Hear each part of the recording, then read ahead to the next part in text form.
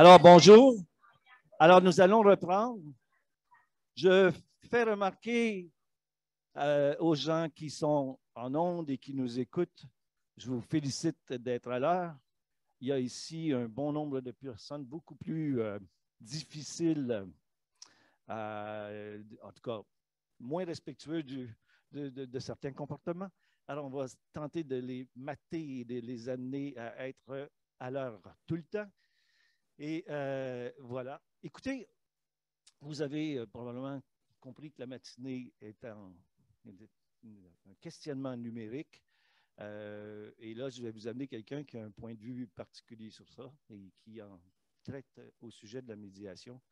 Alors, je vous amène Fatih Emrad, qui n'est pas un ami, comme Samuel, donc ce n'est pas un ami. Mais c'est quelqu'un pour qui j'ai un immense respect. C'est quelqu'un qui écrit beaucoup sur la médiation et ses ouvrages sont toujours appréciés du monde de la médiation. Ça, je peux en témoigner. Fatih est aussi associé à donc professeur associé dans 2 universités, mais il est surtout chercheur. Et au nombre d'ouvrages qu'il fait et des thèmes différents, en fait, je me pose souvent la question, qu'est-ce qu'il cherche au juste? Alors, vous allez peut-être me comprendre ce matin un peu plus dans quel sentiment je me retrouve, parce que vous allez voir que ce qu'il va vous présenter, c'est ce que j'appelle un travail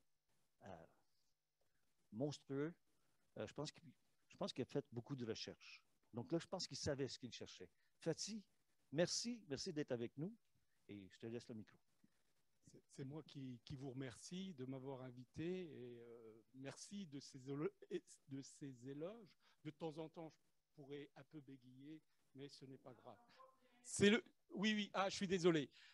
Donc, merci pour tout cet éloge et je vais commencer déjà mon propos. C'est vrai que le monde de la médiation, c'est un monde que je connais assez bien, pour l'avoir étudié depuis très longtemps, puisque j'ai en 1994, ce qui ne nous rajeunit pas, j'avais créé une instance de médiation citoyenne, ce que vous appelez vous médiation citoyenne, ce que nous on appelle en France plutôt médiation sociale. Voilà. Et donc, pour répondre à ta question, par rapport à ce que je cherche, généralement, j'ai toujours une réponse. Je peux te répondre en fonction des moments où je cherche, puisque généralement, j'essaie de publier le fruit de mes recherches. Voilà. Merci. Et donc, aujourd'hui, je vais traiter, si vous voulez, de la médiation et des médiums digitaux. Donc, est-ce que le PowerPoint fonctionne au cas où? Est-ce que vous pouvez commencer le PowerPoint? Donc, c'est bien. Donc, juste une petite introduction pour parler de l'intelligence artificielle et de la médiation. Je me suis... Ou alors, je vais prendre peut-être... Désolé, Merci. On va essayer autre chose. On va mettre de la musique, peut-être. Est-ce que ça fonctionne? Ça fonctionne.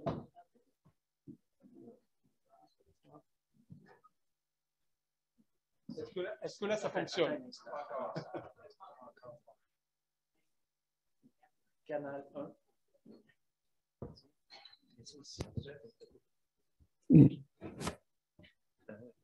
Sinon, je vais essayer de ne pas respirer trop fort alors. Essaie de ne pas... Bon, généralement, je ne suis pas essoufflé, sauf que quand je monte des escaliers ou quand je cours. Mais autrement, bon, moi-même, je m'entends très fort. Je suppose que vous m'entendez aussi très fort. Donc, juste, mon propos, c'est de parler des médiations à l'ère des médiums digitaux. Donc, si vous voulez, l'usage courant de l'intelligence artificielle comme ressource dans nos modes de régulation des conflits n'est pas simplement une probabilité futuriste. Elle est un phénomène qui est déjà manifeste dans un certain nombre de domaines. On parlait tout à l'heure de domaines dans les relations amoureuses, dans nos relations sociales, dans nos relations professionnelles. C'est juste un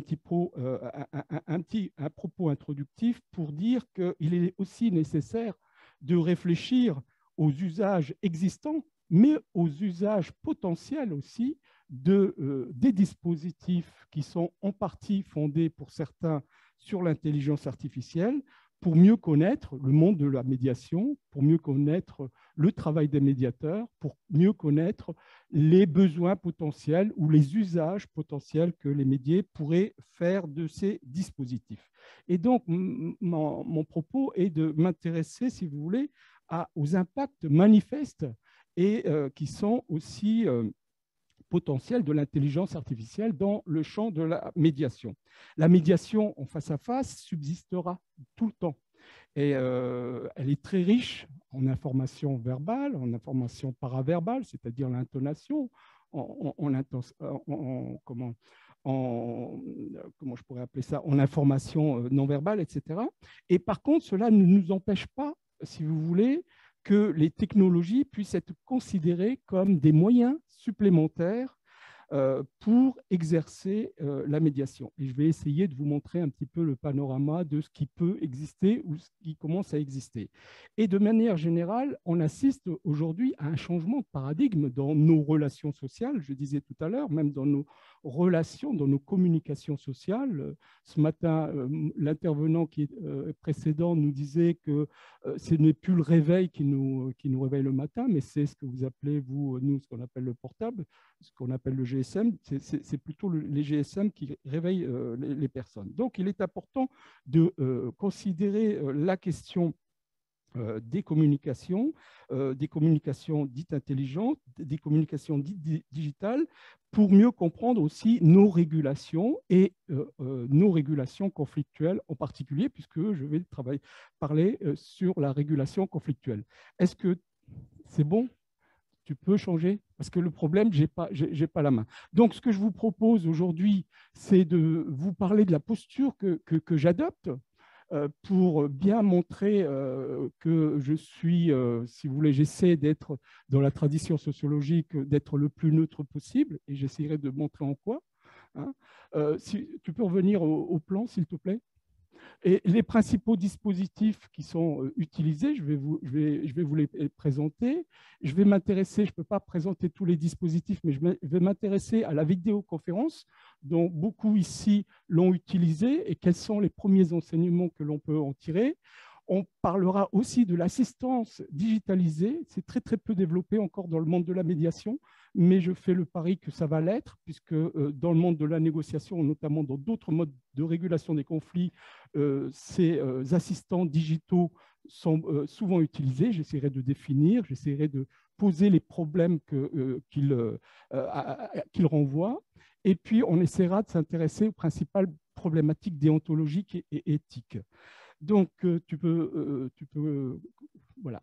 Donc, quelle est la posture adoptée face à ce changement de paradigme dans lequel les nouvelles technologies sont de plus en plus présentes dans notre vie familiale, professionnelle, affective, etc. Il me semble important de considérer que les impacts de la digitalisation sont et seront effectifs dans le monde de la médiation, et le contraire me paraît surprenant ou me paraît assez incongru. Autrement dit, pour que le monde de la médiation en particulier et le monde de l'intervention sociale de manière générale puissent mieux maîtriser la digitalisation, il me semble nécessaire de s'atteler à la connaissance et à l'analyse des conséquences et des impacts de ces nouvelles technologies dans le cadre de l'exercice d'un certain nombre de métiers, et notamment celui de la médiation. Ça, c'est le premier point que j'aimerais rappeler.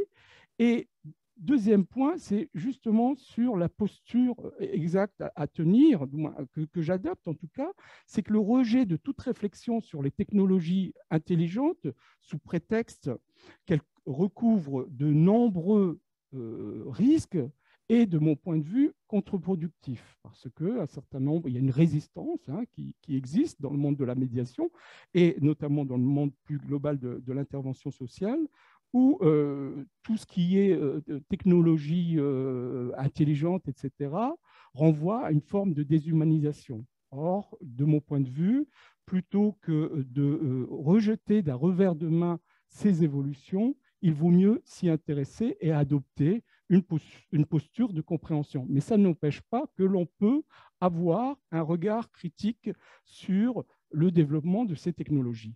Il faut rappeler quand même que les technologies apparaissent comme des faits sociaux, c'est-à-dire au sens durkheimien du terme, hein, sans être pompeux, des faits sociaux, c'est des faits qui ont suffisamment d'autonomie pour se développer, qui ont leur propre logique et qui vont au-delà des résistances individuelles. Si vous voulez, quand on parlait de GSM tout à l'heure, c'est qu'un certain nombre de personnes peuvent résister à un moment, notamment lorsque les technologies apparaissent, à ne pas les utiliser. Et puis petit à petit, ça devient un fait social, quasiment un fait social total au sens de Durkheim ou de Marcel Mauss, c'est-à-dire que les dispositifs ont une logique de développement propre qui est indépendante de nos manifestations individuelles. Donc il faut ajouter, si vous voulez, c'est la marche en avant,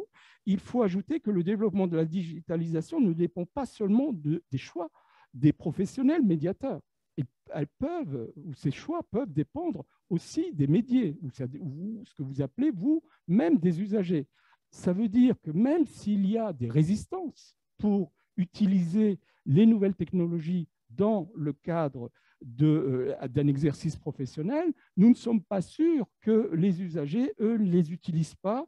Et donc, à mon avis, je terminerai là-dessus mon propos à la fin de cette conférence. À mon avis, il faut prévoir un certain nombre de garde-fous et de lignes éthiques pour pouvoir mieux maîtriser ces développements. Donc, ce choix dépend aussi des médias, puisque là, on s'intéresse à la médiation, et qui, eux, pourraient insister sur leurs utilisations en raison notamment de l'intérêt et en raison du besoin qu'ils en ont.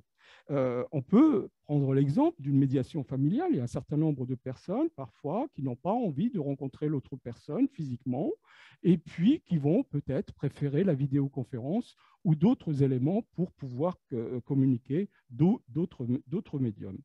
Donc, si vous voulez, ce que je veux dire par là, c'est être dans une forme de déni et rejeter unilatéralement les changements technologiques dans le but de maintenir un exercice professionnel dit traditionnel ne me semble pas très approprié. Et donc, il est important d'essayer de comprendre l'avènement et le développement de ces technologies. Mais, inversement, il ne s'agit pas d'affirmer aussi, hein, ce que j'ai essayé de dire dans le slide, d'affirmer le primat de la technologie sur les comportements humains. Il s'agit simplement de souligner que les médiateurs, puisqu'on parle de la médiation, et les médias font et feront un usage varié des technologies existantes et ils pourront les utiliser pour qu'ils aient des supports d'aide à développer ou à réguler leur régulation. Donc, mon but, si vous voulez, est de réfléchir ensemble aux effets de la digitalisation pour mieux appréhender les conditions d'exercice de la médiation. Et on peut comprendre la critique de certains professionnels sur la dimension déshumanisante de ces dispositifs, mais au-delà de ces inquiétudes légitimes, elles me paraissent complètement légitimes, il est nécessaire de regarder objectivement les questionnements que cette digitalisation impacte ou développe. Slide. Il faudrait que je te voie, parce que comme ça, tu pourrais me... Il faudrait que je voie celui qui change les slides, parce que ça me permet de mieux communiquer entre nous. Non pas que ça soit... J'essaye de faire une petite intervention sur la communication via les médiums, et je vois qu'on a quand même quelques difficultés à coordonner nos gestes. Donc, voilà à peu près les principaux. Je suis bien obligé de passer par une phase de description pour montrer un petit peu les principaux dispositifs qui peuvent exister ou qui sont susceptibles d'exister, mais qui existent dans très peu d'endroits, un peu aux États-Unis, très peu en Europe, je ne sais pas au Canada, mais je n'ai pas l'impression beaucoup. Donc, il y a la médiation automatisée. Donc, je vous ai donné des exemples de sites qui développent ou qui sont susceptibles de développer ce type d'offre de médiation. hein, ce qu'on appelle la médiation automatisée. Je vais en parler, mais assez rapidement, parce que j'ai qu'une heure pour essayer de vous présenter les principaux dispositifs, et j'ai fait le choix plutôt de vous présenter les deux derniers, c'est-à-dire médiation vidéoconférence et médiation assistance. La médiation en espace virtuel immersif, vous avez un certain nombre de sites qui peuvent ou qui sont susceptibles de vous proposer ces supports, hein, même si ces supports ne sont pas forcément dédiés à la médiation, notamment je pense à UPS Mozilla. Vous avez la médiation en vidéoconférence. Il y a 3 modalités qu'on va essayer de réfléchir, hein. Et puis, vous avez la médiation et l'assistance digitalisée. Donc, si vous voulez, les configurations communicationnelles en médiation peuvent se dérouler en présence physique, évidemment, mais aussi, il y a un certain nombre d'agents intelligents. Vous pouvez ? Donc, la médiation automatisée, hein, les 4 dispositifs. Les 2 premiers, je vais les présenter assez rapidement. Si vous voulez, qu'est-ce qu'on peut dire de la médiation automatisée?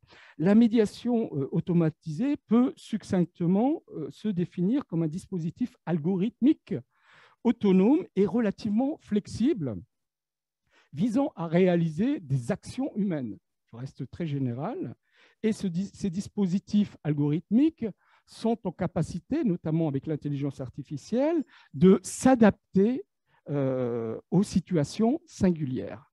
Cette médiation automatisée ou cette régulation automatisée est très utilisée, ou elle commence à être utilisée, notamment dans le monde de la négociation et notamment dans la formation des négociateurs ou dans les écoles de négociation où les apprentis négociateurs s'entraînent aussi avec ce type de support.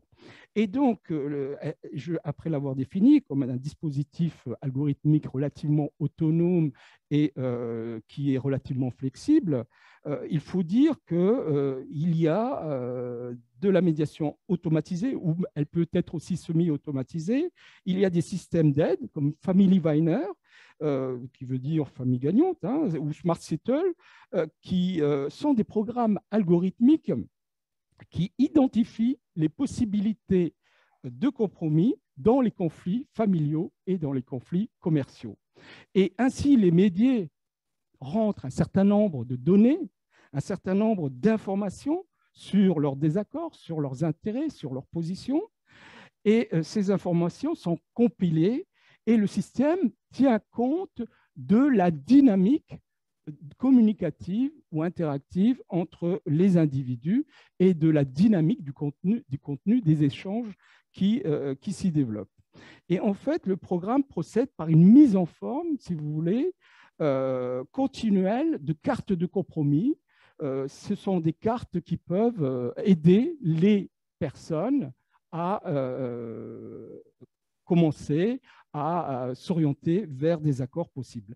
Et un auteur, notamment Druckmann, qui a c'est vraiment l'auteur qui a travaillé un peu sur l'intelligence artificielle et la médiation, parce que les gens qui travaillent sur les régulations en intelligence artificielle proviennent du monde de la négociation. Et Druckmann, lui, c'est un des rares intéressés à la médiation automatisée, et il nous dit que ce type de programme pourrait être perçu comme beaucoup plus agissant et beaucoup plus neutre, voire plus équitable qu'un être humain, parce que l'automatisation pourrait ne pas retenir un certain nombre de traits distinctifs comme l'âge, le sexe, le phénotype, etc., etc. Ce qui est curieux, c'est que les premières critiques faites à l'intelligence artificielle, c'était de dire qu'ils ont été programmés pour une certaine population et elles discriminaient une autre population. Et notamment, hein, dans les écrits quand vous vous intéressez à l'intelligence artificielle, vous voyez qu'il y a eu quelques loupés au début. Hein, notamment, on a beaucoup utilisé l'intelligence artificielle dans le recrutement et un certain nombre de personnes qui étaient peut-être noires, qui ne correspondaient pas à la programmation, ont été exclus. Là, c'est un peu l'effet inverse, c'est que les chercheurs les chercheurs en intelligence artificielle qui s'intéressent à la question de la régulation disent ça peut être même ça pourrait être le contraire, puisque nous avons tous nos a priori, nos préjugés, et nous avons aussi tendance ou en tout cas, ces préjugés déterminent les relations qu'on a à autrui. Allez-y. Donc, la deuxième possibilité, c'est la médiation virtuelle immersive. Donc, c'est cette deuxième possibilité. Qui existe au niveau des configurations. C'est un espace virtuel immersif à 360 degrés et il s'agit d'une certaine manière d'une télédéportation de la médiation sans que les interlocuteurs soient présents dans la même salle, comme on a vu tout à l'heure, sans qu'ils échangent aussi de manière, sans qu'ils échangent de manière simultanée, mais ils peuvent aussi échanger de manière simultanée entre eux. Donc, les médiés et les médiateurs pourraient ainsi interagir dans une salle de médiation virtuelle à l'aide de leur casque immersif de réalité virtuelle. Et à ce jour, comme je vous ai dit tout à l'heure, c'est Upsmozilla qui propose une offre de service pour partager des salles virtuelles, pas que pour faire de la médiation, pour faire autre chose. Mais techniquement, c'est possible, il suffit de s'abonner auprès de cette plateforme. Et donc, ils ont même des possibilités d'offrir des salles virtuelles sans que l'on ait pour autant des casques virtuels. Mais je ne vais pas rentrer trop dans la technique. Moi-même, je me suis intéressé beaucoup moins à la technique qu'aux enjeux que peut poser ces nouvelles technologies. Il faut aussi préciser que techniquement, il est possible de se faire représenter par son avatar jumeau. Et de mon point de vue, cette possibilité-là, elle est importante. On va essayer de voir pourquoi. Mais l'avatar jumeau peut être une figurine non réaliste, comme je peux vous montrer là, mais on peut avoir un avatar jumeau d'une figure réaliste qui peut nous représenter, nous, physiquement, ou qui peut représenter une autre personne. On verra que ça pose quand même quelques problèmes. Qu'est-ce que c'est qu'un avatar? Quand même, je tenais à donner une petite définition. L'avatar est une apparence physique qui est informatisée, qui est plus ou moins réaliste qu'une personne va prendre, comme dans un univers virtuel. Donc, il va prendre cette forme d'avatar dans cet univers virtuel et les caractéristiques du visage, les expressions de ce visage ou les expressions même gestuelles des personnes peuvent être captées par des algorithmes et transformées en avatar, c'est-à-dire un jumeau, une figure virtuelle qui peut être sous forme de figurine ou sous forme beaucoup plus réaliste. Et donc, il y a des sociétés, pour vous dire que je n'invente pas les choses, il y a des sociétés. La première des choses à faire dans une recherche, c'est de voir ce qui existe et puis essayer de comprendre, plutôt que d'être dans une forme de prospective, d'essayer d'être un petit peu,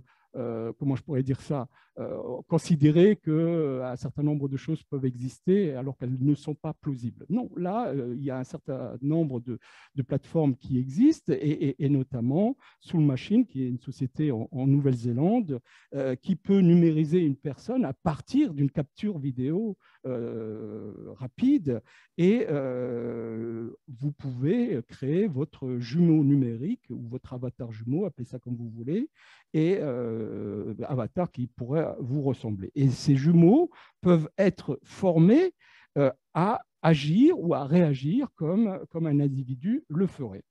Donc, si vous voulez, les configurations communicationnelles en médiation peuvent aussi se dérouler en vidéoconférence. Donc, je vais m'arrêter un peu plus longtemps sur ces deux éléments. Revenez sur la vidéoconférence.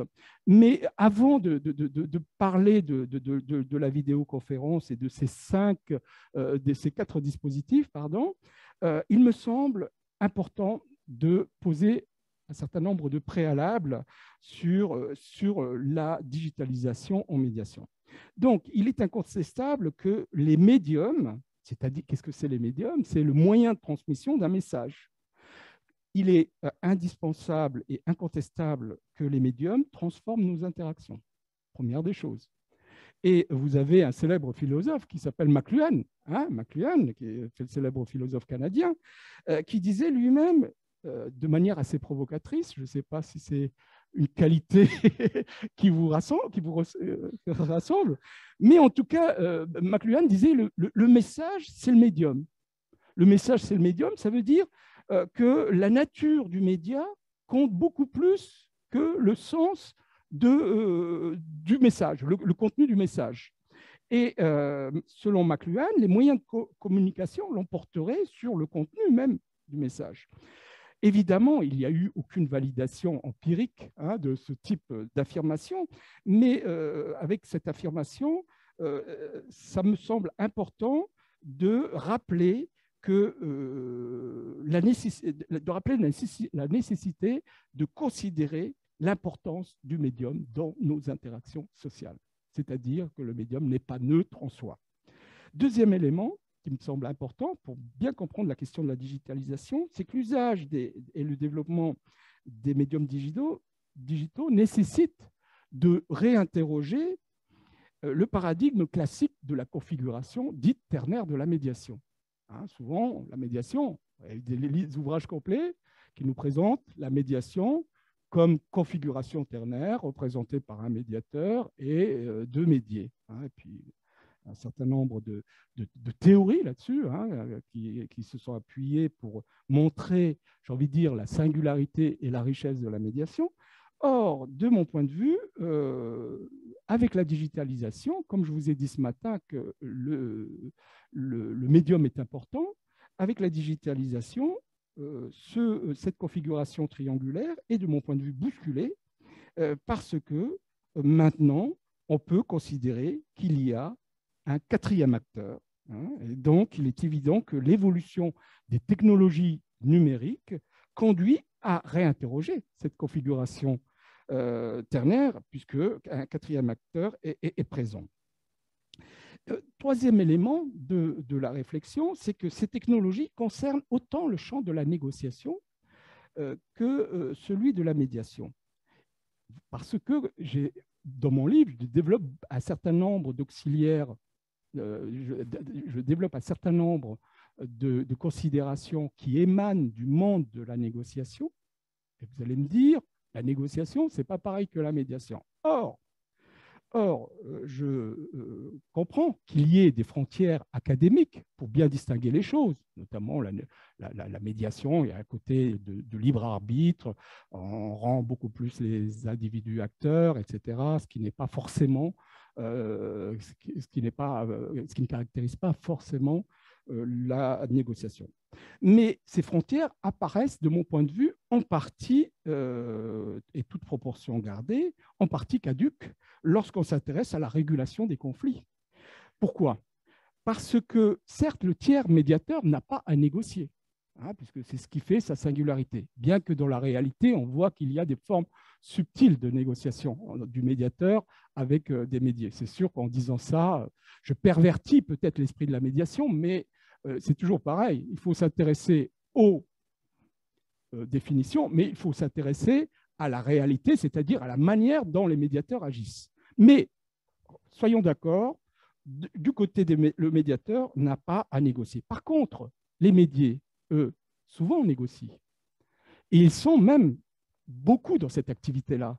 Et ce que j'ai dit dans un ouvrage précédent, c'est qu'ils étaient dans une intense activité argumentative et donc aussi dans une activité de négociation au cours de leurs interactions.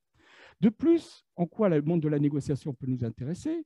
Il peut nous intéresser parce que la plupart des recherches en sciences cognitives, puisque mes sources s'appuient sur cette discipline que sont les sciences cognitives, les recherches en sciences cognitives concernent avant tout la négociation. Et la négociation est beaucoup plus enseignée dans les universités.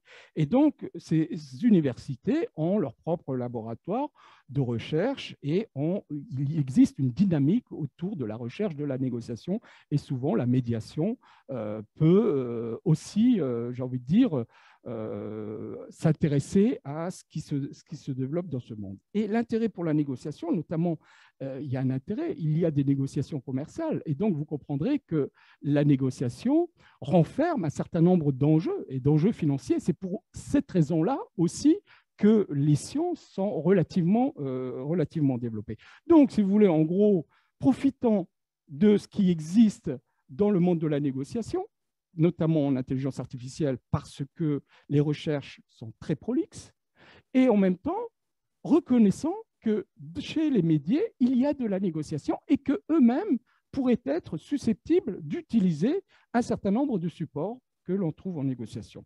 Donc, toutes ces recherches sont fécondes et peuvent être transposées à la médiation.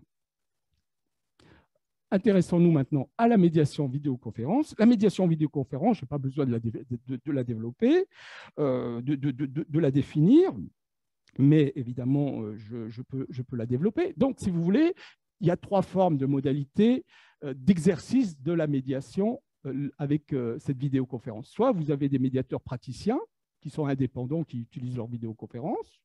Vous avez, et cela c'est très très peu encore développé, du moins, les études ou les impacts de ces plateformes digitales, qui est la deuxième modalité, sont encore peu étudiés, mais il y a un certain nombre de questionnements qu'on peut avoir lorsqu'on s'intéresse à ces plateformes digitales qui proposent une offre de service aux médias. Et puis, vous avez les plateformes de communication qui proposent, eux, une offre aux médiateurs. Donc, je vais essayer de revenir sur chacun de ces points. Au niveau des médiateurs praticiens, donc, la médiation vidéoconférence, quels sont les premiers éléments d'analyse sur l'usage de cette vidéoconférence? Souvent, ce sont des médiateurs qui sont individuels ou qui sont regroupés en associations qui disposent de leurs propres outils Internet. Et les premiers éléments d'analyse montrent que les recherches approfondies sur les interactions vidéo dans le champ de la médiation sont encore peu développées. Néanmoins, on a quelques témoignages qui peuvent être intéressants et qui émanent des médiateurs eux-mêmes, puisqu'ils ont largement analysé leurs implications et les effets de ce médium sur leur travail. Et ces médiateurs, déjà, première des choses, n'opposent pas la médiation physique de la médiation digitale, ou de la médiation vidéoconférence. Ils y voient un certain nombre d'avantages, un certain nombre d'inconvénients. Et là, je vous ai cité un petit peu tous les avantages. Pour les médiateurs, il y a une meilleure gestion du temps, une plus grande facilité à détecter un certain nombre d'expressions non verbales du visage, l'utilisation du chat pour communiquer. Lorsqu'ils font des co-médiations, vous avez un certain nombre de médiateurs qui chattent entre eux pour donner leur ressenti ou pour orienter les débats ou pour communiquer, mais souvent c'est aussi à l'insu des médias. Donc ça peut peut-être poser un certain nombre de questions, de questions éthiques, mais en tout cas, pour les médiateurs, il y a cette fonction-là qui permet de mieux communiquer lorsqu'ils sont en co-médiation. Et les témoignages des médiateurs indiquent aussi les retours des médias. Je n'ai pas réussi à avoir des corpus, comme on dit, ou des matériaux concernant ce témoignage des médias, mais d'après les médiateurs, les médias sont relativement satisfaits parce qu'ils peuvent, si vous voulez, gérer des problèmes de mobilité géographique, notamment permettre à des personnes âgées ou des personnes qui ont des difficultés à se déplacer de faire de la médiation, d'être en médiation. Il y a aussi un plus gros autocontrôle des médias car ils peuvent se voir en miroir en médiation. Et donc, il n'est pas exclu que certains médiateurs, ou certains médiateurs aussi, préféreront la visioconférence à la rencontre physique du fait de, vous avez ça aussi certainement en médiation restaurative, il y a des choses de ce type-là qui peuvent être déterminantes dans le choix des personnes à utiliser la vidéoconférence. Ceci dit, il y a aussi un certain nombre d'inconvénients que vous trouverez. Difficulté pour certains médias et médiateurs à maîtriser l'informatique, visibilité réduite des expressions corporelles, risque d'absence de confidentialité, etc., etc. Quels sont les premiers éléments d'analyse? J'ai été assez rapidement là-dessus parce que vous trouvez quelques témoignages pour l'instant, mais ce que je vous ai dit, il n'y a pas réellement d'études qualitatives sur ces éléments-là. Quels sont les premiers éléments d'analyse? Vous pouvez. Donc, les premiers éléments d'analyse. Donc, il faut rappeler que la vidéoconférence demeure un médium, c'est ce que j'ai essayé de dire, qui n'est jamais neutre. Et la vidéoconférence, comme tout autre médium, implique des compétences techniques, mais aussi des compétences psychologiques. C'est-à-dire la psychologie de la communication à distance, ce sont un savoir ou un corpus de savoir qu'il faudra intégrer dans la formation des médiateurs, puisqu'on a dit qu'il n'y a pas forcément un rejet de la vidéoconférence de la part des médiateurs, et encore moins des médiés, mais toute cette communication au-delà de l'aspect technique. Pour l'instant, on s'est un petit peu attelé en disant les personnes ne maîtrisent pas suffisamment le digital et peut-être qu'il faut les aider. Mais tout le corpus de savoir concernant, par exemple, je prends la régulation des emportements émotionnels via le numérique ou via la vidéoconférence, on ne connaît pas grand-chose, si vous voulez. En gros, la question, ce qui fait la logique de mon travail, parce qu'avant ce livre-là, j'avais écrit un livre sur les interactions communicatives, c'est-à-dire regarder au plus près comment la médiation se déroule, et évidemment pas en fonction comment je pourrais dire ça, en fonction des témoignages des médiateurs, ou en fonction, j'ai utilisé plutôt l'observation. Donc là, j'ai pu observer un certain nombre de choses. Mais la question n'était pas d'avoir un regard surplombant, c'était d'avoir un regard compréhensif pour bien mettre en évidence les habiletés aussi des médiateurs.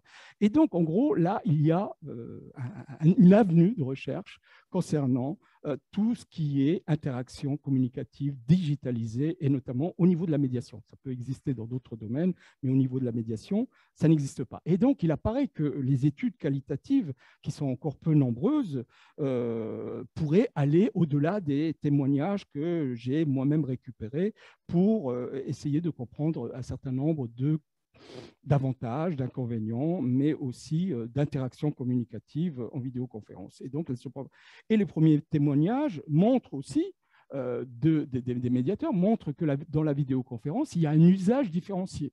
Vous avez des médiateurs qui vont beaucoup plus utiliser, par exemple, la fonction de mettre quelqu'un en sourdine, la fonction de distribuer la parole, et d'autres moins. Là, on voit déjà, quand on s'intéresse à l'exercice de la médiation, on voit qu'il y a cet usage, et que cet usage-là a à voir peut-être aussi avec le profil des médiateurs, parce que vous avez des médiateurs qui sont plus directifs, et on peut poser comme hypothèse peut-être que les médiateurs plus directifs auraient une tendance beaucoup plus importante à utiliser les fonctions qui leur permettent notamment de distribuer la parole. Donc, au niveau qualitatif, peu de travaux. Au niveau quantitatif, la pandémie du Covid-19 et les mesures de distanciation ont accéléré les communications vidéo, digitales en médiation. Et l'utilisation de la vidéoconférence via Skype, Zoom, etc., par les médiateurs est même devenue, durant ces périodes, leur principal dispositif d'intervention. Et les premières études quantitatives, on a quelques études quantitatives assez intéressantes et sur un grand nombre de médiateurs, des études américaines, notamment qui ont été réalisées par Clarkson en 2021, donc c'est tout à fait récent, montrent ce que je vous ai dit déjà un petit peu tout à l'heure, qu'il n'y a que 5% des personnes qui décrivent leur expérience comme quelque chose de négatif, alors qu'ils sont 83% à considérer que cette expérience a été plutôt positive. Et 67% disent même que des médiateurs disent même qu'ils l'utiliseront beaucoup plus souvent qu'avant la pandémie et que c'est une manière complémentaire de pouvoir faire leur médiation. Donc, la première modalité, on en a parlé. La deuxième modalité, c'est les plateformes digitales de médiation qui offrent un service aux médiés. Et donc, aujourd'hui, si vous voulez, nous assistons à l'essor de ces plateformes de vidéoconférence dans le champ des marques modes alternatifs de régulation. Et donc, propose des médiations, des arbitrages, des négociations. Et ces fournisseurs, ce qu'il faut rappeler, au-delà de leur essor, c'est que ces fournisseurs sont dans une logique marchande. Et ils sont dans une logique marchande de développement de leur entreprise et de diversification de leur activité. C'est ce qui explique aussi qu'ils ne proposent pas que de la médiation. Ils proposent aussi des choses, d'autres modes de régulation. Donc, ces fournisseurs d'accès sont dans des stratégies marketing relativement explicites. Ce n'est pas une condamnation de ma part, c'est juste essayer de voir comment ils offrent ce service de médiation. Et pour dire les choses autrement encore, pour insister, c'est que ces plateformes n'ont pas forcément pour but l'enchantement du monde. Pour beaucoup, elles développent, si vous voulez, leur travail dans une logique marchande. Par exemple, en France, on a une plateforme qui vise à proposer des médiations en ligne aux particuliers, aux entreprises.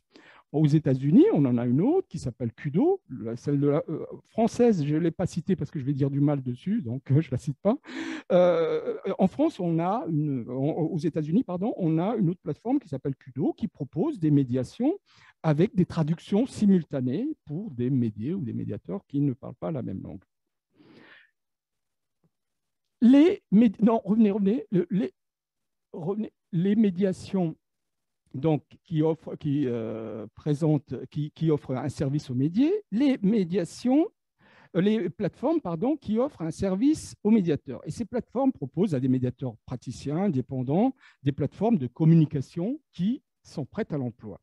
Et ces plateformes sont équipées de tous les outils nécessaires, caucus privé, conjoint, salle d'attente, gestion et création de documents communs, etc., etc. Et elles offrent, ces plateformes, une connexion qui est techniquement fiable et sécurisée. Et ce type de plateforme pourrait, à l'avenir, intéresser un certain nombre de médiateurs qui sont peu familiarisés avec les usages numériques, d'autant que ces plateformes proposent des formations techniques. Mais formation technique, pas formation psychologique, formation technique de médiation en ligne à ces médiateurs qui sont peu familiarisés.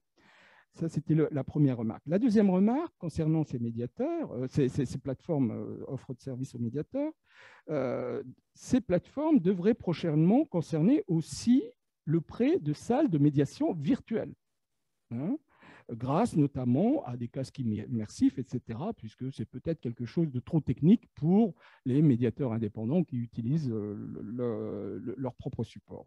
Et ces espaces virtuels immersifs en 3 dimensions pourront donc être proposés aux médiateurs et aux médiés aussi dans cet espace physique.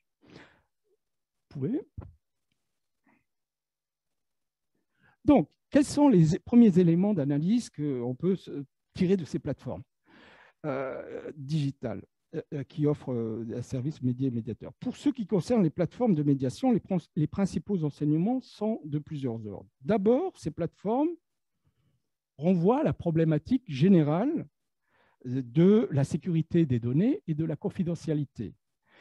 Elles deviennent, ces plateformes, détentrices d'un certain nombre d'informations concernant le nombre de médiations, concernant les médiateurs, concernant les médiés, et la question qui reste posée, que vont-elles faire de ces données? Est-ce qu'il y a une réaction du monde de la médiation? Pour l'instant, je n'en ai pas trop entendu. Deuxième élément qui me semble important, c'est qu'on peut craindre que, contrairement à ce qui se fait habituellement, ici, ce n'est plus le médiateur qui contacte le médié. Souvent, vous avez un médiateur qui est à l'initiative de la médiation, un médié qui est à l'initiative de la médiation et un médié qui est invité, hein, si vous voulez, un médié sollicité. Et donc, ce travail-là, il est généralement fait par le médiateur. Or, sur ces plateformes, ce travail de mise en contact, qui est traditionnellement réalisé par le médiateur, on peut penser qu'il pourrait être à l'avenir réalisé par un prospecteur. Autrement dit, je termine juste la phrase. Autrement dit, il n'est pas sûr que dans cette démarche, du moins dans cette approche, on ne passe pas d'une démarche à un démarchage. Et ça pose un certain nombre de difficultés. Oui, vas-y. Mais on a une difficulté, là. Alors, donc, elle est technique et les gens qui sont à l'extérieur sur le webinaire n'ont pas une image claire du PowerPoint. Alors, Alex va redémarrer son ordinateur et tu vas perdre pendant quelques secondes tout ce qu'il y a ici. OK. Alors, si tu veux poursuivre, ça veut dire qu'il n'y a pas de PowerPoint. Mais je poursuis ou quoi? Ben, peut-être qu'il y a une question. On peut peut-être en profiter, voir si on peut rester. C'est bon, on est déjà parti? Bon. Ah, ben voilà. Il y avait un problème. Ouais, d'accord. Donc, voilà. Donc, ce que je vous disais, vous avez souvent un médié, bon, je reprends, hein, je suis désolé, mais moi-même, pour retrouver mes pensées, mon idée, vous avez un médié qui est à l'initiative de la médiation et un médié qui doit être habilité ou un médié sollicité. Ce travail-là, traditionnellement, il est fait par les médiateurs. Or, dans ces plateformes, qui sont des entreprises qui aspirent, comme toute entreprise du privé, on peut considérer que ce travail soit réalisé, non pas par les médiateurs, mais par des agents commerciaux. Et d'ailleurs, en troisième remarque, concernant cette analyse des plateformes, sur certaines plateformes, il est précisé même que si l'échec d'une médiation est imputable à l'un des médiés, le remboursement du prix de la médiation ne pourra pas être fait. C'est-à-dire, souvent, les médiés payent déjà leur séance avant. Mais si les modérateurs, appelons ça, ou les propriétaires, hein, de ces plateformes considèrent que l'un des médiés a été responsable de l'échec de la médiation, il prend le risque de ne pas être remboursé. Donc, ça veut dire, encore une fois, il y a une forme de jugement et on pervertit totalement l'esprit de la médiation. Et qui sont ces personnes pour dire que la médiation a échoué du fait de la responsabilité du médié A ou du médié B?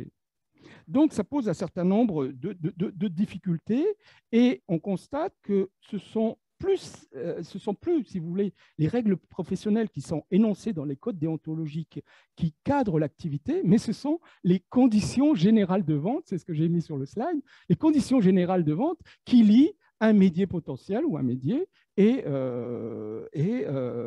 cette plateforme. Donc, ce sont les règles du contrat client qui prennent le pas sur ce que d'habitude comment on utilise comme code déontologique. Donc, les mésusages de la vidéoconférence, les éléments d'analyse. Encore, avec les nouvelles technologies, naissent de nouvelles problématiques, évidemment, comme la protection des données, j'en ai parlé tout à l'heure, le consentement des médiés, hein, ou la transparence des communications entre médiateurs. Hein, on va parler un petit peu. Et en vidéoconférence, avec les nouvelles technologies, des personnes pourraient être tentées d'utiliser des deepfakes.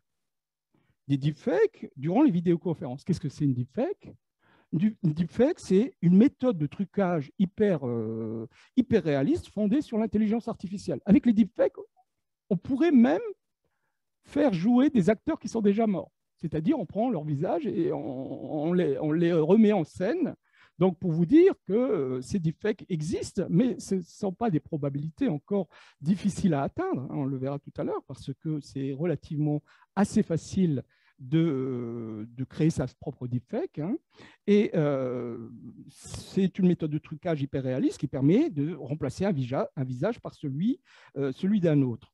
Et le visage copié de la personne est animé avec sa voix, ses expressions et ses mouvements de paupières. Et les images sont alors restituées de manière convaincante.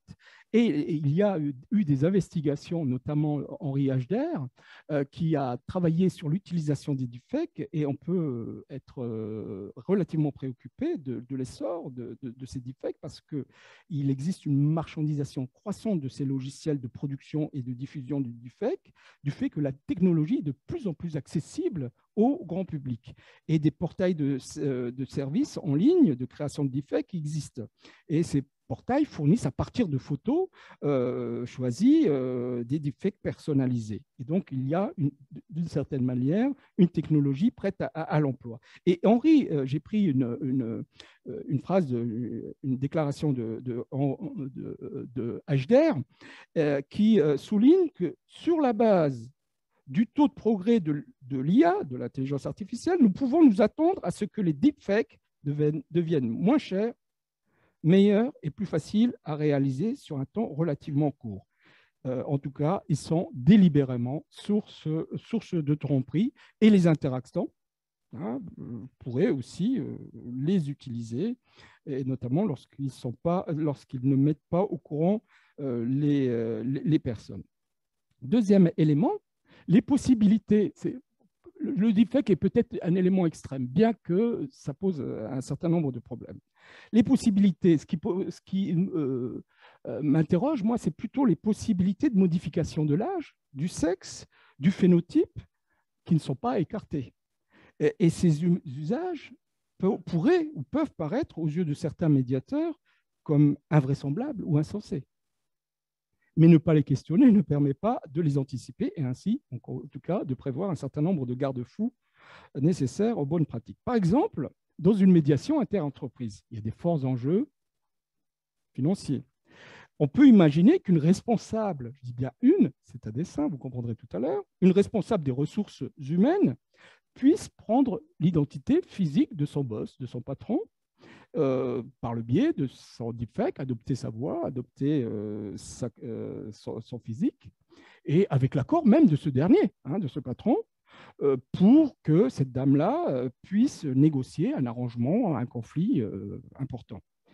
C'est à dessein, si vous voulez, que j'ai choisi cet exemple pour non seulement montrer que les représentations genrées ou celles relatives au statut professionnel, le fait d'être femme, d'être homme, ou le fait d'être RH ou patron, détermine, si vous voulez, dans un sens ou dans un autre, les relations ou les relations entre les personnes.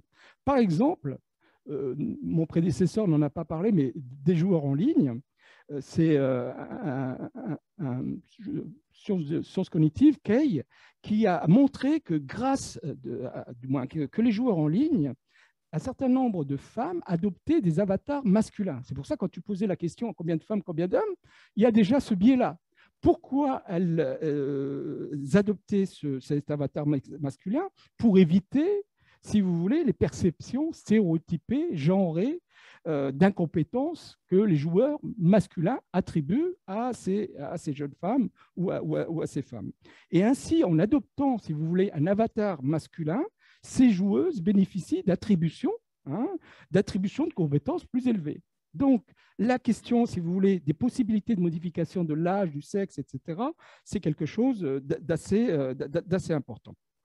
Voilà un petit peu, et notamment, je pensais aussi à autre chose. Vous savez que vous avez même, là je ne développe pas, mais des auxiliaires algorithmiques qui permettent de pondérer les tremblements kinésiques d'une personne. C'est-à-dire, au lieu de se présenter comme ça, vous ne voyez pas du tout ces tremblements. Donc, il y a un certain nombre d'éléments qui ont à voir avec ces questions de modification de l'apparence physique. Mais je ne reviendrai pas là-dessus, mais ce sont des choses qui existent et qui pourraient être utilisées. Pourquoi elles peuvent être utilisées? Par rapport aux besoins potentiels que les gens considèrent important et qui peut déterminer dans un sens ou dans le sens qu'ils souhaiteraient avoir leur relation, dans leur relation. C'est bon, on va parler de l'assistance digitalisée. Deuxième élément. Combien de temps il me reste? Parce que j'aimerais bien... 20 minutes, ça va. Donc, l'assistance digitalisée, là, je vous l'ai représentée. C'est une dame qui est en vidéoconférence, on va dire, elle est en médiation, et puis elle a un deuxième écran. C'est ce que j'appelle l'assistance digitalisée.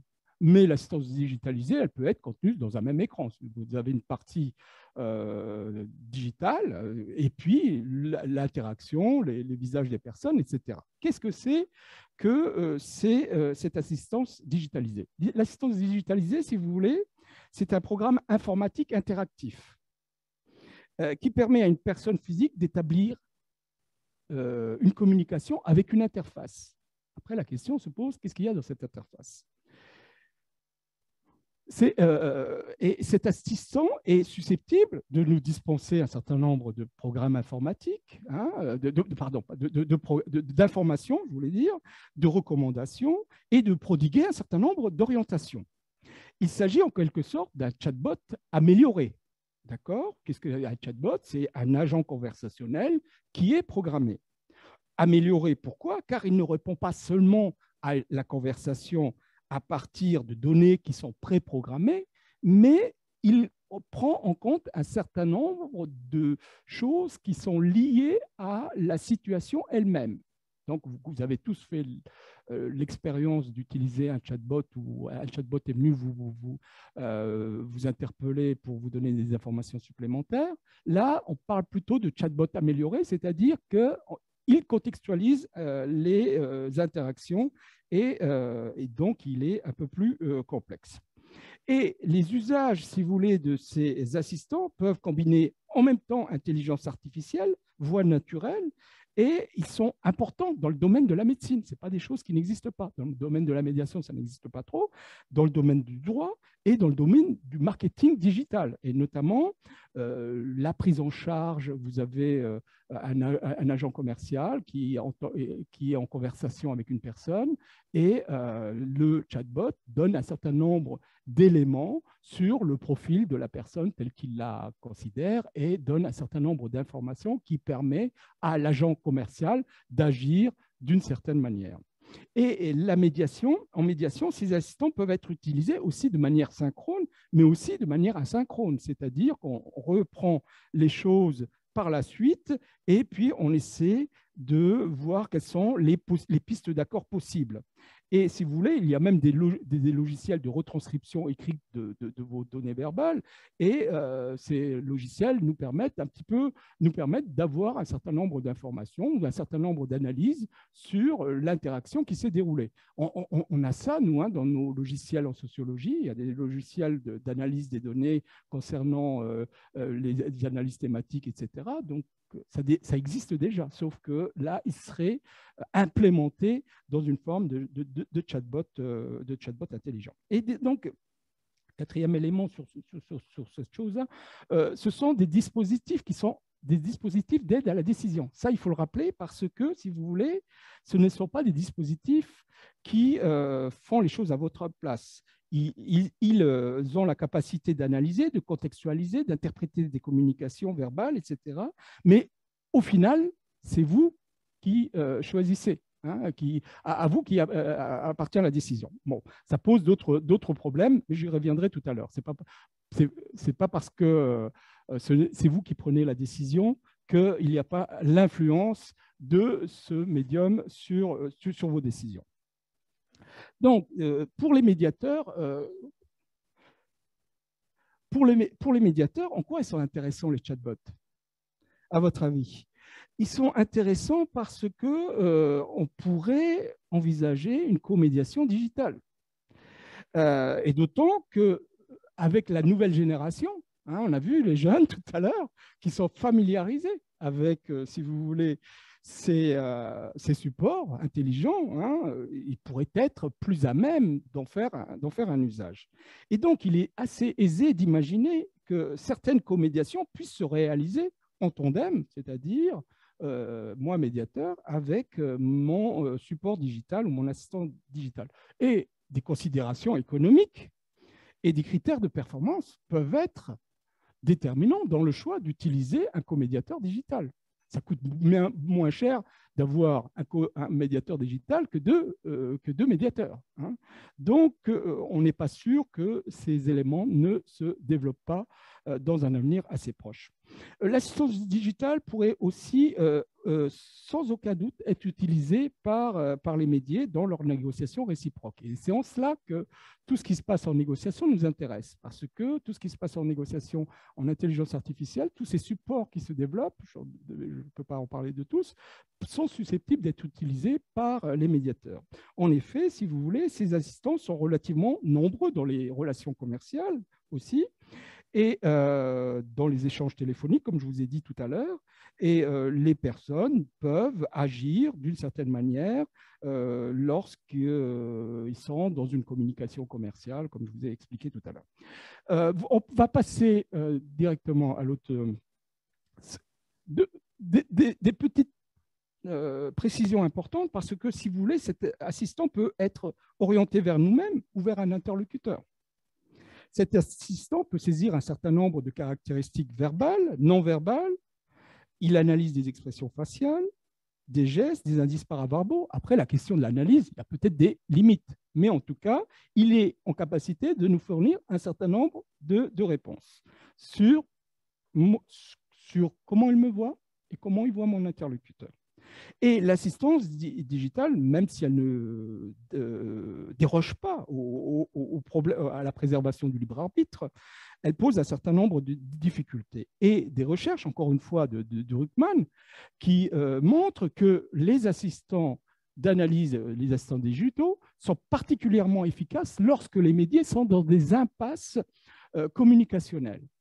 Ah, des fois, les personnes en conflit se disputent ou tournent autour du pot, ils sont un petit peu fatigués, ils n'y arrivent pas, ils ne trouvent pas de solution. Et là, apparemment, d'après les études, des approches expérimentales, hein, plutôt en laboratoire, les usages de ces assistants sont particulièrement efficaces à ces moments-là.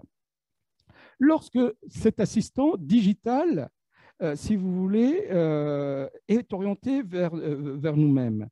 Donc, s'il est orienté vers nous-mêmes, on peut modifier nos propres attitudes.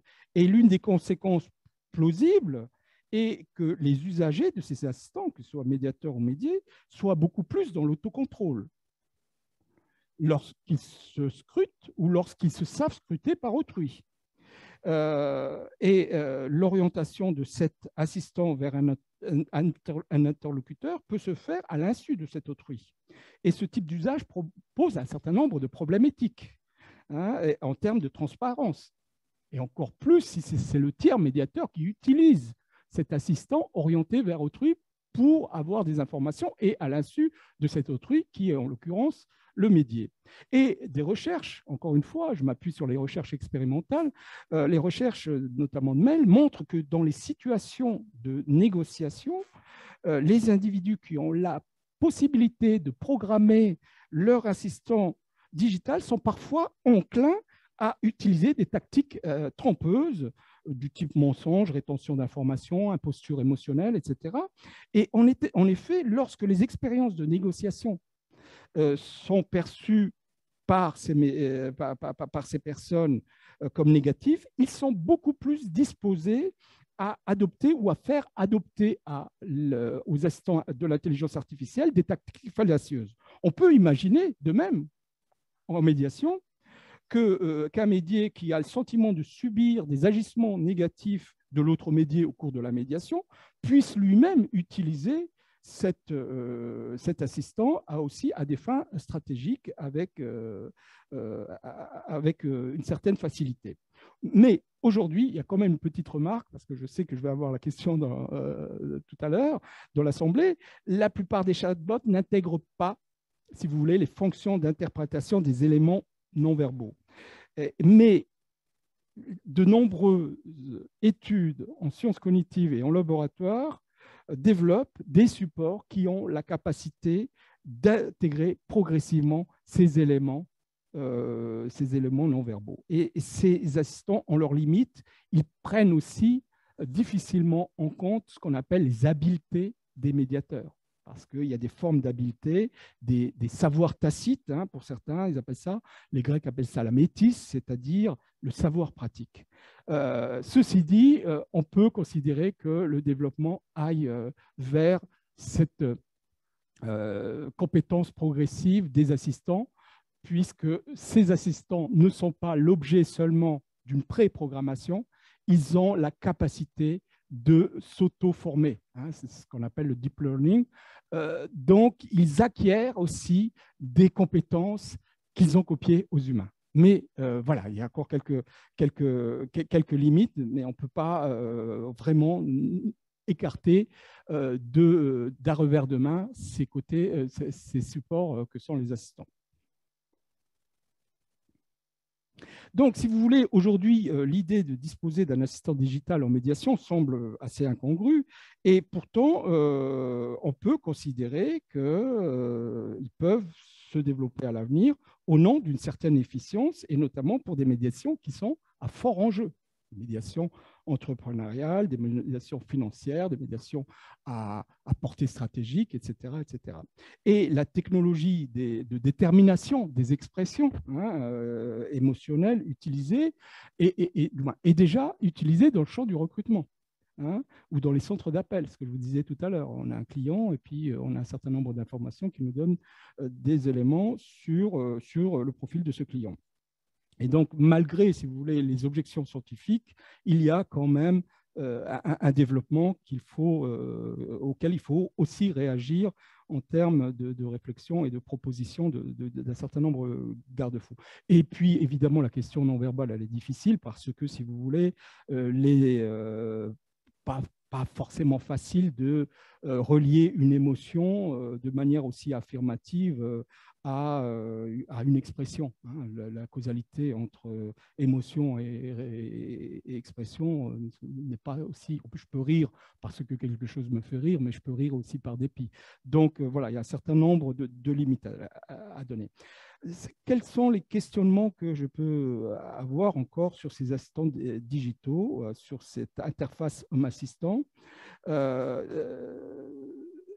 C'est la question de son usage.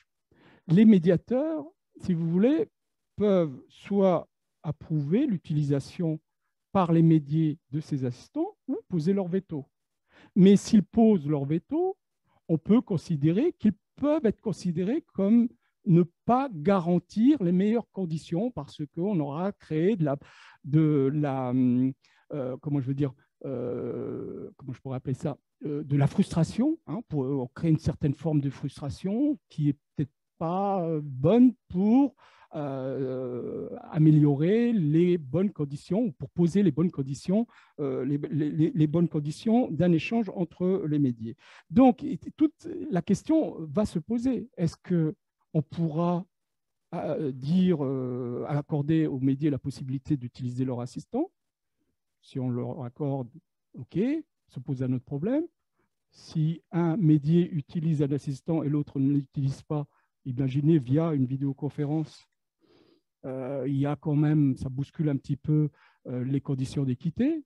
Les deux personnes ne sont pas sur le même pied d'égalité, mais en même temps, si j'impose, je risque de frustrer les personnes et de ne pas créer les bonnes conditions d'un échange. Enfin, il y a un certain nombre de questions qui se posent et qui me paraissent importantes. Et l'usage, si vous voulez, de l'assistance digitale intelligente est envisageable par les médiés, car cette assistance peut fournir un certain nombre d'informations et de conseils synchrones. Mais il y a quand même, je ne sais pas si, oui, je l'ai mis, il y a quand même un certain nombre de difficultés qui sont plus ou moins délétères et qui sont à craindre. Il y a l'exagération, les personnes risquent de modifier leur propre comportement, d'exagérer certaines expressions qui sont considérées comme positives, de cibler, du moins, de standardiser un certain nombre d'attitudes par une absence d'expressivité, ou d'adopter un style un peu neutre, impersonnel, à l'image du joueur de poker qui masque volontairement un certain nombre de ses manifestations émotionnelles. Évidemment, tous ces effets peuvent être un obstacle, de mon point de vue, à la spontanéité nécessaire de la médiation. Donc, qu'est-ce que je vais faire un choix parce qu'il me reste pas 10 minutes. Donc, quelles sont les principales problématiques L'usage des médiums pose un certain nombre de questions. Il y a un impératif pour le législateur de codifier des pans entiers du droit, car aujourd'hui, il n'y en a pas suffisamment. En France, les choses ont été faites, et notamment en médiation pénale et en médiation administrative. Si vous voulez, les instances qui développent ce type de médiation sont obligées depuis 2019 de prévenir les médiés lorsqu'ils utilisent un traitement algorithmique automatisé. Mais si vous voulez, le droit ne va pas suffire à régir l'ensemble des pratiques de médiation et à l'ensemble des usages. Et donc, ces pratiques aussi doivent, si vous voulez, intégrer un certain nombre de dispositions déontologiques. Et la technologie, malheureusement, évolue, ou heureusement, je ne sais pas, évolue beaucoup plus vite que l'encadrement déontologique. Et si vous voulez, aujourd'hui, il n'y a quasiment aucune association nationale française, belge ou canadienne qui ont intégré de manière élargie la question des prescriptions déontologiques à l'égard de ces supports ou à l'égard de ces usages numériques. Et déontologiquement, il y a plusieurs nombres de questions qui devront faire l'objet de débats avec l'ensemble des médiateurs, avec les associations de médiation, avec les universitaires, avec les représentants des médias, si on arrive à en avoir. Et ces questions, c'est est-ce qu'il faut, je crois qu'il faut changer, est-ce qu'il faut ouais, bon, c'est pas grave, je ne sais plus où c'est. Ouais. Donc, est-ce qu'il faut utiliser les filtres numériques qui transforment la voix ou pas? Le médié doit-il informer l'autre médié et le médiateur lorsqu'il utilise des filtres numériques? Est-ce que peut-être régir l'exercice de la médiation lorsque deux médiateurs communiquent entre eux? Il y a peut-être des choses à réfléchir de ce point de vue au niveau déontologique. Et j'ai envie de dire, il y a un troisième niveau, le niveau prescriptif juridique, le niveau déontologique et le niveau éthique. Et le niveau éthique, qu'est-ce que c'est? Les principes éthiques d'intervention, c'est un questionnement qui est généré par les situations que l'on rencontre. On n'a pas toutes les réponses lorsqu'on pratique de la médiation, on n'a pas toutes les réponses qui sont dans un code déontologique ou qui sont contenues dans la loi. Et donc, ce positionnement éthique doit aider, si vous voulez, le choix dans nos décisions. En effet, donc, un certain nombre de médiateurs peuvent se retrouver face à certaines situations lors de leur pratique et ne pas trouver des réponses. Exemple, faut-il privilégier la neutralité absolue lorsque les médiés sont engagés dans une relation asymétrique ou pondérer leur relation pour favoriser l'équité? Là, vous n'avez pas des éléments déontologiques là-dessus. Ce sont des éléments éthiques qui vous interpellent en disant est-ce que là, il y a une position asymétrique, il y a un médié qui domine complètement l'autre médié. Est-ce que j'interviens pour essayer de réguler et donc être en résonance avec mon sentiment d'équité, ou alors j'applique la neutralité absolue et j'entérine les relations qui s'y déroulent. Donc voilà, il faut aussi réfléchir les choses en ligne éthique, me semble-t-il. Et en conclusion, là, je vais essayer d'aller moins vite. En conclusion, les différents médiums qui peuvent être mobilisés, si vous voulez, au cours de l'interaction, préservent le libre arbitre, même s'il y a des éléments importants qui influencent les décisions. Deuxième élément, je vais essayer d'aller vite, il est nécessaire pour les médias de réfléchir à des chartes de bonne conduite, règles sur l'enregistrement des séances, son consentement, l'usage numérique, etc. Donc, j'ai envie de dire, il y a un quatrième dispositif qui devra être pensé, c'est-à-dire peut-être des choses, des prescriptions plus ou moins contenues sur les usages que les médias font de la question numérique ou font des supports numériques. Si vous voulez, quand la question des supports numériques n'était pas d'actualité, on arrivait à se contenter de la déontologie, de la loi, on arrivait à se contenter aussi d'un questionnement éthique, mais peut-être que là, il faut aussi prévoir des chartes de bonne conduite pour permettre l'établissement de bonnes conditions des médiateurs. Et dans cette charte de bonne conduite, on peut facilement imaginer qu'il puisse exister des règles sur l'enregistrement des séances, c'est ce que je vous ai dit, des règles sur les arrière-plans, etc., etc. Nous avons encore deux petites choses, et j'en ai terminé là. Nous avons aussi soulevé un certain nombre de questions dont le mérite n'est pas forcément d'apporter des réponses, mais de poser un certain nombre de problèmes déontologiques et éthiques auxquels devront s'atteler le législateur, les associations, etc. Et pour terminer, il est indispensable de procéder à des études futures sur cette digitalisation des modes de régulation. Notamment, je vous disais, on connaît peu de choses sur les interactions communicatives en vidéoconférence. Des choses assez... Et là, c'est une avenue pour tous ces étudiants en négociation, en médiation. Et souvent, l'avantage des études qualitatives, c'est qu'elles ne demandent pas beaucoup de moyens, comme une analyse quantitative qui demande des dispositifs statistiques importants, etc.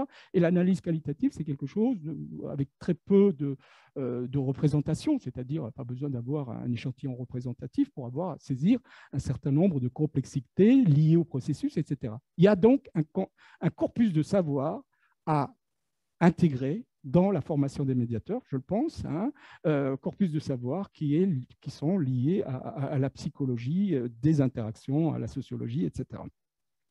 Donc, dans cet examen, nécessité de procéder à des études futures, mais aussi, je n'ai pas évoqué un certain nombre de problèmes et d'aspects, et notamment même dans mon livre, j'en suis conscient, il y a quand même des possibilités accrues de surveillance des activités des médiateurs.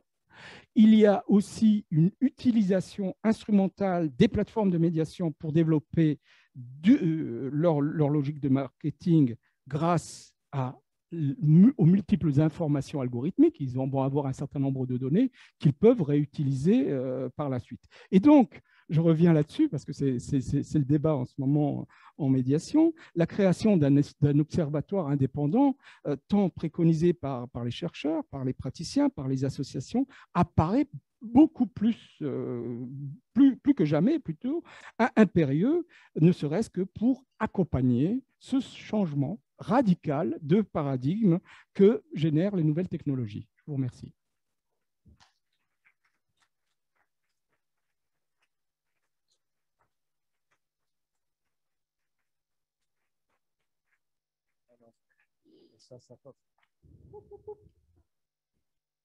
Pas de micro. Là, ça fonctionne? Ça s'en vient? Ça s'en vient? Là, oui. Ah, excusez, un petit délai. Bon, alors, si vous n'avez pas tout compris, si vous n'avez pas tout compris, ça se peut, là. Hein? Il y a quelques mots peut-être qui vous ont échappé. Quelques mots, quelques concepts, quelques sites, quoi que ce soit. Si jamais ça vous est arrivé, faut le lire 2 fois. Moi, je reprends des bouts parce qu'il y a quand même beaucoup de matériel dans ça. Donc, il y a un bouquin, Les médiations à l'ère des médiums digitaux de Fatih. Écoutez, quand j'ai parlé à Fatih, il m'a demandé qu'est-ce que tu en penses. J'ai dit, je pense que je suis un peu étourdi. Je suis un peu étourdi. Il y a des choses que je connaissais avant la pandémie, mais ici, il y a vraiment un inventaire exceptionnel. Puis c'est une chance qu'on peut arrêter parce que on pourrait passer. Donc, vous comprenez pourquoi on avait prévu 1h15 minutes. C'est parce que si on voulait faire le tour de ça un peu et que vous en compreniez 10 15 ou 20 il fallait passer par là. Est-ce qu'il y a des questions, Mathilde, du web? Oui, il y a. On n'est pas, vous voyez. Puis toi aussi, tu as une question, donc il faut que tu te diriges à l'arrière, s'il te plaît. Allô? C'est bon. C'est Chantal qui a le micro.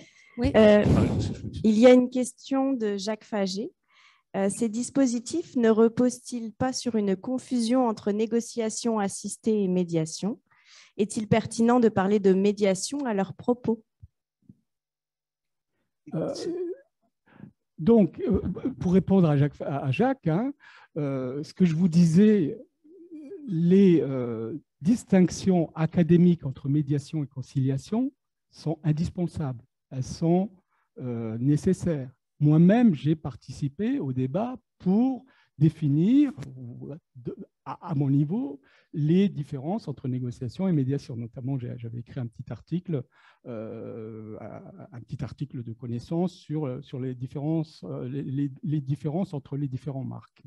Mais on ne peut pas, si vous voulez, écarter le fait que dans l'interaction, il y a de la négociation entre les médiés. Et en cela, elle nous intéresse. En cela, elle nous intéresse. Parce que ces médiés pourraient être susceptibles d'utiliser un certain nombre de supports qui existent aussi en négociation. Donc, si vous voulez, il faut distinguer les définitions académiques, c'est très bien, hein, il ne faut pas confondre, que je rajoute de la confusion, mais il ne faut pas écarter les processus de négociation qui peuvent être présents dans la médiation.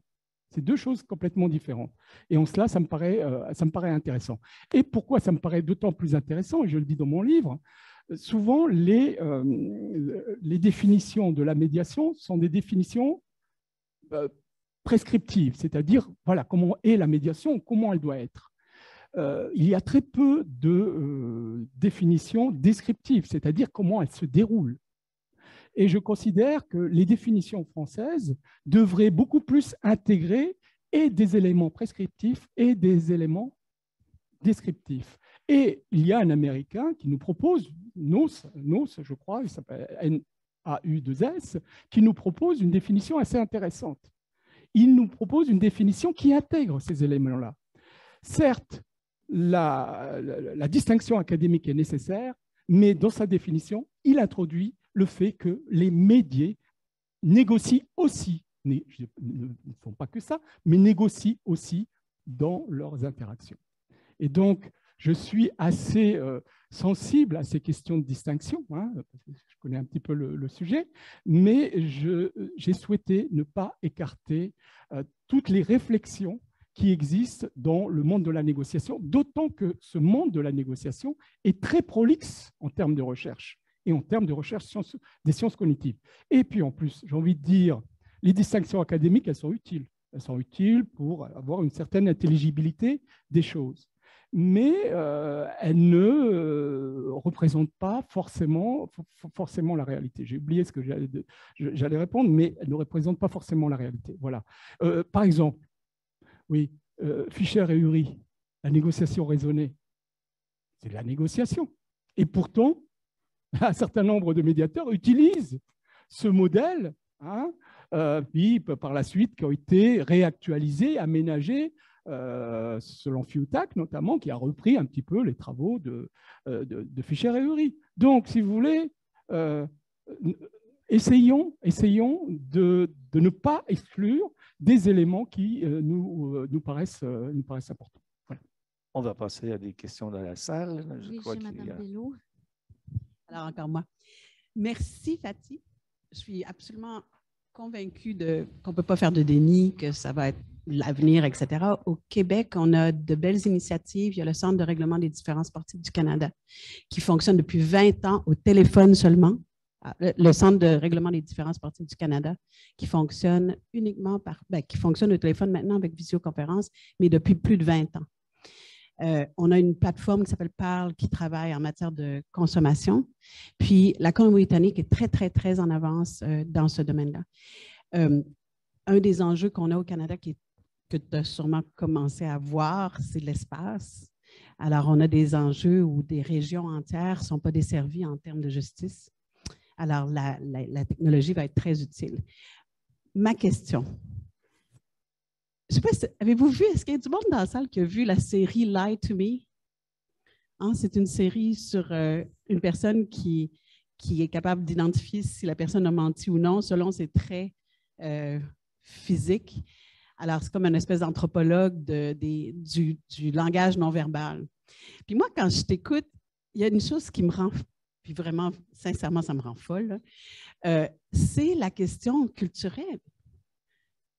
Comment est-ce que ces machines, ils vont nous réduire à une forme d'essentialisme? On va devenir des modèles parce qu'on est québécois, il faut qu'on bouge beaucoup les mains comme je le fais, mais d'autres qui ne bougent pas leurs mains, ben, ils ont un problème parce que ce n'est pas vraiment culturellement. Il y a des cultures chez nous où les personnes vont baisser les yeux.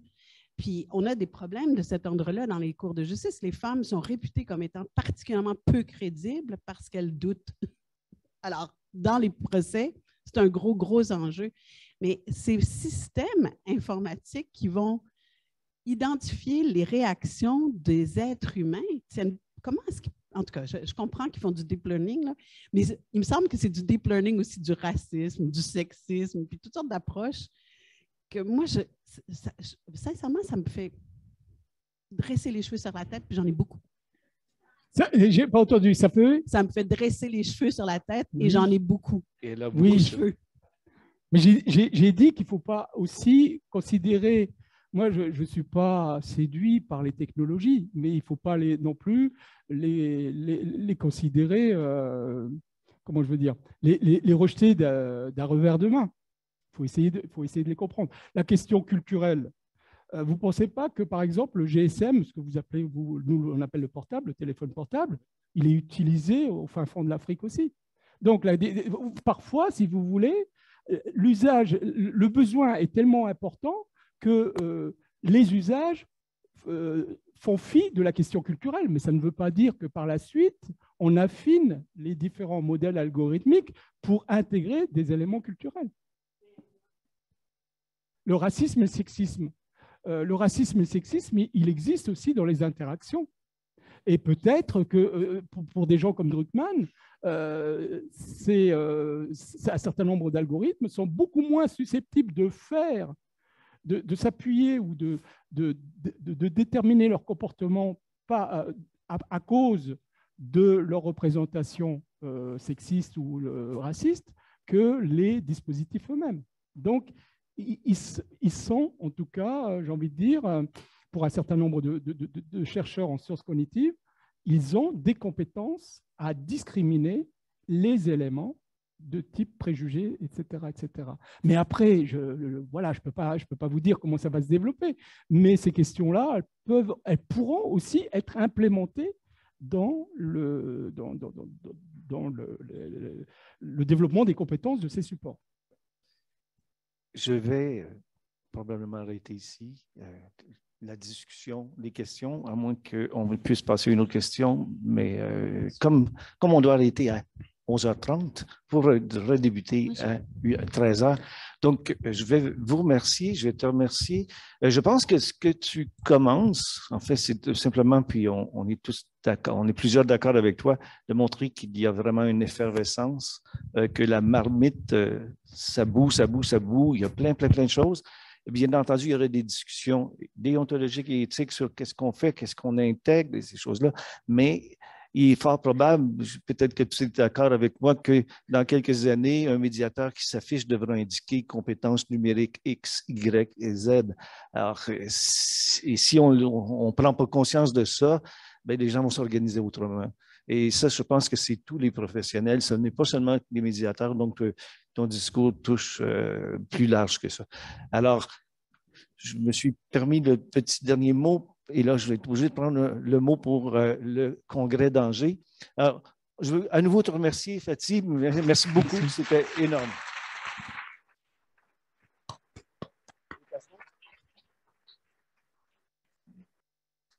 Alors, écoutez, il y avait une personne qui devait être présente ici ce matin, c'est M. Hervé Carré, qui est le président du 2e Congrès international des médiations qui va se tenir à Angers du 5 au 7 octobre 2022. Ce congrès, on peut le dire ainsi, jouit d'une popularité ici au Québec. En 2020, le congrès avait environ une trentaine de participants québécois sur les 670 participants. Je vous dis qu'au comité scientifique, il y a aussi 2 Québécois, donc on essaie de prendre de plus en plus de place là-bas. Alors, on veut simplement, parce qu'on avait permis, on voulait autoriser Hervé de faire une petite annonce du congrès. Donc, comme il ne peut pas être là pour raison de maladie, je veux juste attirer votre attention. Les inscriptions, c'est débuté. C'est quelque chose qui est accessible. Bien entendu, il y a l'avion. Bon, maintenant, vous pouvez acheter des arbres. Bon, mais sans rire. Les thèmes sont importants. La formule aussi est une formule très, très, très dynamique. Alors, il y a environ 6 à 8 plénières. Je ne ferai pas l'inventaire. On va vous envoyer le site web. Je pense que oui, donc il est là, donc 2022. Si on descend un petit peu, ça, c'est ce qui s'était passé en 2020, le nombre de personnes, donc 650 participants. En 2022, on vise 1000 participants. Et si tu vas au thème, peut-être, donc ça, c'est tous les partenaires du Congrès d'Angers. Et dans les thèmes, bon, ça, c'est ceux qui viennent, mais je vais aller au thème juste pour vous attirer un peu plus. Donc, dans les séances plénières, vous voyez, crise climatique, la profession, maintenant, médiation au milieu scolaire, violence faite aux femmes et médiation. Ce sont des séances plénières. Donc, et on peut continuer un peu plus haut, s'il te plaît, et les conflits internationaux. Et il y a plusieurs tables rondes qui touchent. Il y aura encore des tables rondes qui vont parler de médiation et virage numérique. Alors, médiation interculturelle, il y a justice restaurative et post-terrorisme, il y a le milieu du travail. Alors, c'est un congrès qui est très, très, très, très large, qui va être en présentiel et qui se termine toujours avec une publication. Donc, il y avait une publication pour 2020. Si vous pouvez aller sur le site web de 2020, vous allez voir aussi, vous allez retrouver la publication. Alors, donc, Hervé, j'ai fait ton travail. Il est prêt à vous accueillir. C'est une ville sympathique et c'est très dynamique et très agréable. Alors, on voulait vous lancer cette invitation. Alors, merci de votre écoute. Nous allons reprendre très précisément à 13h avec des ateliers, un panel fort intéressant. Merci, Fatih, encore. Merci. Et à tantôt. À tantôt.